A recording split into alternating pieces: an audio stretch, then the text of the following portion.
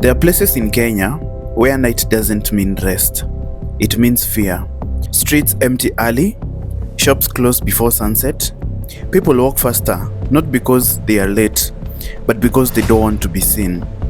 And in moments like that, when crime feels bigger than the law, one name keeps appearing. Ali Nuno the Bat.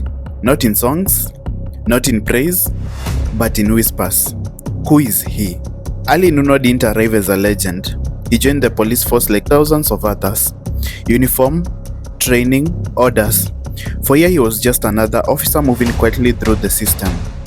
But then something happened. Every time a place became too dangerous, every time gangs felt untouchable, every time crime stopped fearing the police, Ali Nuno was sent there. And slowly, a pattern formed. Kayole, where it all began. At the time, this wasn't a neighborhood.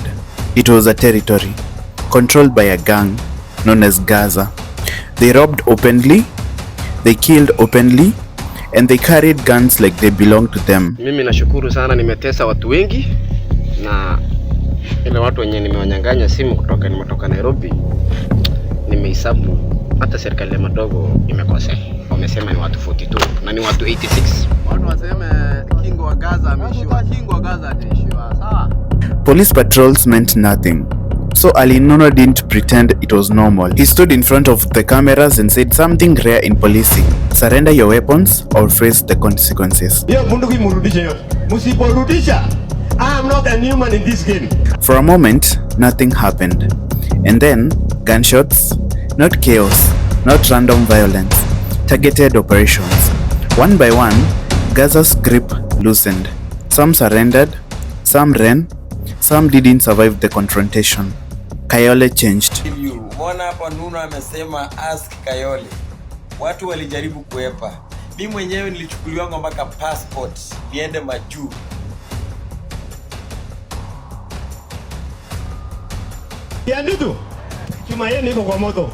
Then came Kiandutu, in Thika, a place where crime didn't wear uniforms. It hid in narrow alleys, inside crowded homes, inside desperation. This wasn't flashy crime. It was kidnapping, armed robbery, people disappearing. Police in Thika gunned down a suspected kidnapper in the sprawling Kiandutu slums and recovered a pistol with 4 rounds of ammunition. Ali Nuno didn't describe it as complex. He described it as unacceptable. Operations followed. Gangs were flushed out. A suspect linked to kidnappings of schoolgirls was hunted down. For residents, it felt sudden. For criminals, it felt final. Kiandutu was no longer a safe place to hide. Kiambu, turning the gun inward. But something made Ali Nuno different. He didn't only hunt criminals outside the system. He looked inside it. In Kiambu County, corruption wasn't whispered. It was routine. Roadblocks became toll booths. Bad officers protected bad people. So he set traps. And police officers were arrested by police. He sent a different kind of message. The uniform won't protect you.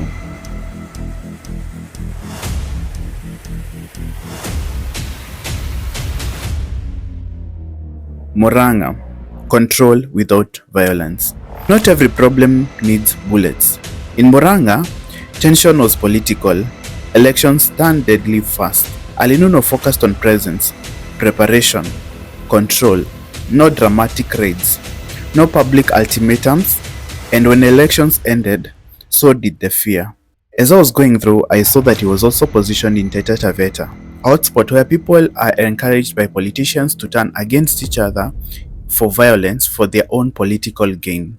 The coast, where the country paid attention. Then he was sent to the coast, Mombasa, Kilifi, Kwale. Here gangs didn't hide. They attacked in daylight with machetes. People called them panga boys. Videos spread. Fear spread faster. Ali Nuno didn't sugarcoat it. He told officers they had the authority to use firearms when their lives and public's lives were in danger. Force of law will apply and we will not hesitate to use our firearms. That sentence shook the country. Some had protection, Others had danger. Hilo neno lilotokana juzi na jana kwa mzee wetu Nuno, neno lingine ambalo kwamba mimi hapa kama kijana kwanza limenikumbusha vitu vya kitambo sana. Tuliona hiyo shoot to kill order, tuliona madhara yake, tuliona sisi kama vijana huko. Tukumbuka jamaa tuliuliwa, vijana wengi waliuliwa. But on the ground, gangs surrendered. Weapons handed in. Some criminals fled the entire neighborhoods. Crime dropped. Why is he feared? Ali Nuno isn't feared because he shouts. He's feared because he returns results. He gives warnings and follows through. He allows surrender and punishes defiance. He doesn't negotiate forever. And most importantly, he doesn't stay. Once a place stabilizes, he is moved to the next crisis. Controversy. The other side. But fear cuts both ways. Human rights groups questioned his methods. Critics asked uncomfortable questions. Can safety come from fear? Can order survive force? Ali Nuno didn't answer those questions directly. He kept working. Today, Ali Nuno stands as one of the most talked about police commanders in Kenya. To some, he's effective. To others, he's terrifying. But one thing is undeniable. When crime stops fearing the law, the state sends Ali Nuno. And Kenya is still deciding whether that fear is a solution or a warning. Thank you so much for watching this video. Catch you on the next one.